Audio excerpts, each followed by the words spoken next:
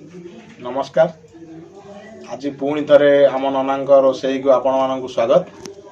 आज देखा जो आम चुली मान्धात अमलर जो चुली रे रोसई हो मान्धात अमलर चुली रे आज देसी चिकेन को कषा किपर हो देखा।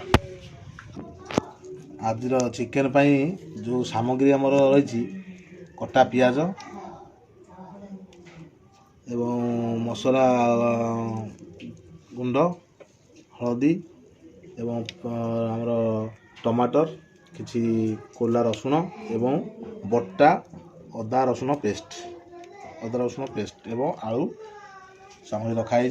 आसन देखा किछि गोटा मसला अच्छी तेल ऐड करवा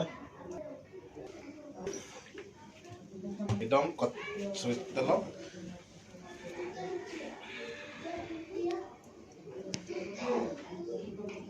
ये चुली तो रोसे कले धुआं सहया पड़ो। धुआं आखि माने आखि खराब कला भाया अनै पारिबनी आखि रे होची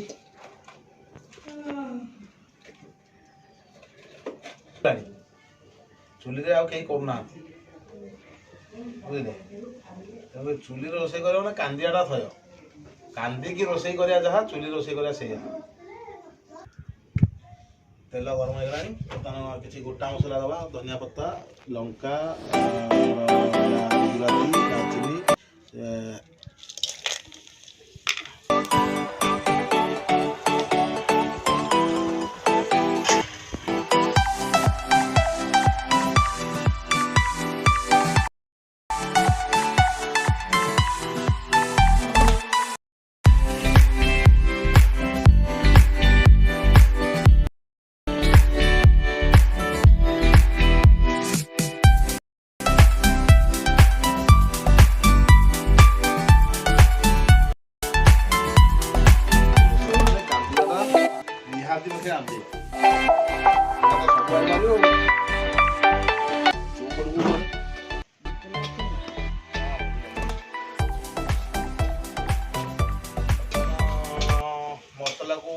बट्टा मसला को बर्तमान मुझे पकई देसी टिके मु छाड़ी गले आम जन को जोगे देखिए घाटू था सी पोड़ी देखिए बट्टा पियाज को सी कला पकईदेला। बर्तमान मसला टिके फ्राए कला तेल छाड़ तेल छाड़ा आम जाना जे मसला कषिला बोली यहाँ हूँ ट्रिक। बर्तमान आम दबा ये कौन जो पाउडर मसला बर्तमान दिगला।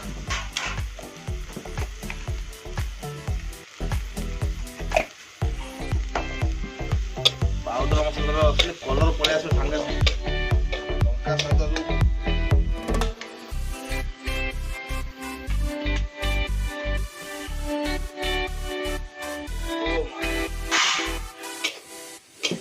सहित जिनस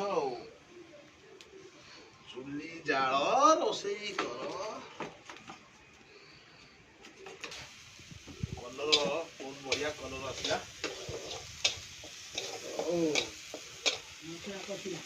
कौन करेंगे खाली गोटा रसुण केते गोला पकईदे बुझे गोटा रसुण किसी गोला पकईदे तार गोटे अलगा चार आस धुआं हो धुआं पड़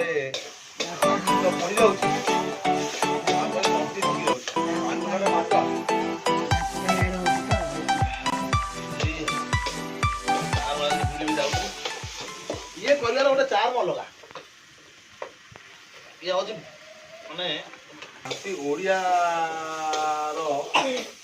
यारी मांस जैसे बणा भोजी करा जाए चुली जाई ये चुली जला चिकेन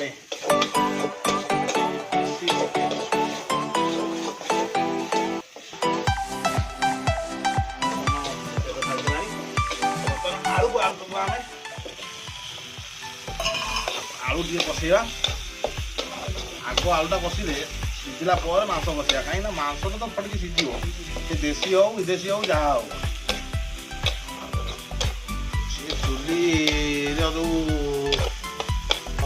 ବୋପା, ଗ୍ୟାସ ରୋଷେଇ ଚୁଲି ରୋଷେଇ ଆକାଶ ପାତାଳ ଫରକ, ବୁଝିଲେ।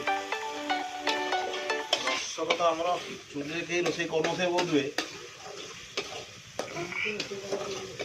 ସିଝିନି, କିନ୍ତୁ ମସଲା ଟକାଟକ ହେଇଗଲାଣି। ମସଲା କଲର ଆପଣମାନେ ଦେଖିପାରୁଥିବେ। ଦେଶୀ ଚିକେନଟା ତ ଆଜି ହେଉଛି ଛାଡ଼ ଖାଇରେ ଚିକେନ କଷା ଯେଉଁ ରେଟ୍ରେ ପାଣି ଚିକେନକୁ ପକେଇଦେବା।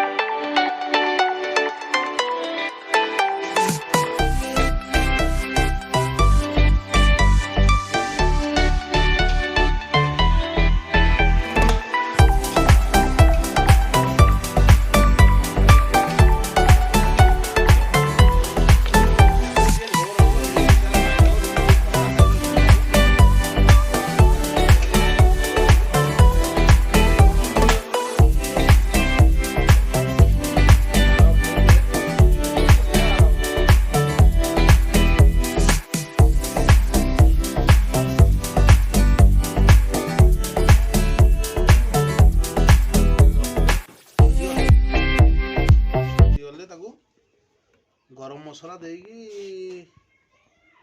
ବହି ଶେଷ ଆଉ, ତାପରେ ଆମର ଛାଡ଼ ଖାଇ କରିବା ଆଉ।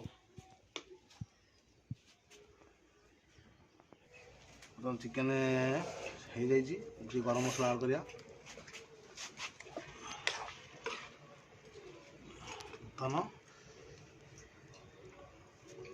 ଦେଶୀ ଚୁଲିର ଦେଶୀ ଚିକେନ କିପରି ଲାଗୁଛି ଆସନ୍ତୁ ଟେଷ୍ଟ କରିବା।